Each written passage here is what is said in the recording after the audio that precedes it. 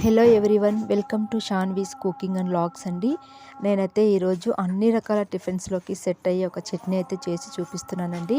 So ఆ చట్నీ కోసం నేను కొద్దిగా పుట్నాల పప్పు, మనం పప్పులు అంటాం కదండి, అవి కొద్దిగా పల్లీలు, శనగిత్తనాలు వేయించి తీసుకున్నానండి. శనగిత్తనాలు వేయించి తీసుకున్నాను, పుట్నాల పప్పు పచ్చివే తీసుకున్నానండి.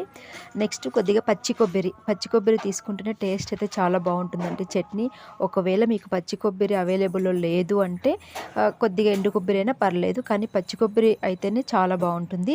తర్వాత కొత్తిమీర కొద్దిగా తీసుకున్నాను. ఒక పచ్చిమిర్చి 5-6 పచ్చిమిర్చిని డైరెక్ట్గా వేయించకుండా పచ్చిగా ఉన్నది తీసుకున్నానండి. తర్వాత తెల్లవాయి కొద్దిగా జీలకర్ర తీసుకున్నాను. దాంతోపాటు కొద్దిగా ఒక ఇంచు అల్లం క్లీన్గా కడిగి క్లీన్ చేసి తీసుకున్నానండి.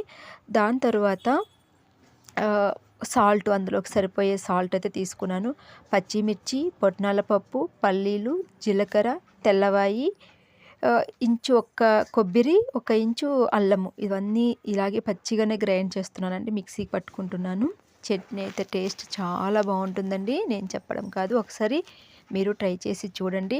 ఇన్స్టంట్గా జస్ట్ వితిన్ మినిట్స్లో మనం చట్నీ అయితే రెడీ చేసుకోవచ్చు అండి. టేస్ట్ కూడా అలాగే ఉంటుందండి, చాలా బాగుంటుంది.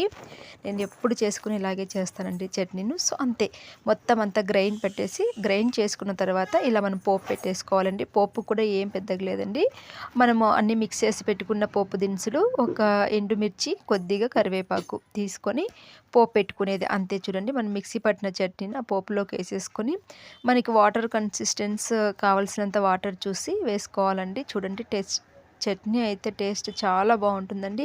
ఒకసారి తప్పకుండా మీరు ట్రై చేయండి. మీకు ఎలా వచ్చిందో నాకు కామెంట్ చేయండి. నేనైతే రెగ్యులర్గా ఇలా చట్నీ చేసుకుంటానండి. ఎక్కువ టైం కూడా తీసుకోవద్దు, ఇన్స్టంట్గా మనం రెడీ చేసుకోవచ్చండి. ఈ చట్నీని ఈజీగా చేసుకోవచ్చు అండ్ టేస్టీగా కూడా ఉంటుందండి. మీకు కనుక ఇది నచ్చినట్టయితే తప్పకుండా మన ఛానల్ని లైక్ చేయండి, షేర్ చేయండి అండ్ సబ్స్క్రైబ్ చేసుకోవడం మాత్రం అస్సలు మర్చిపోవద్దు. Thanks for watching.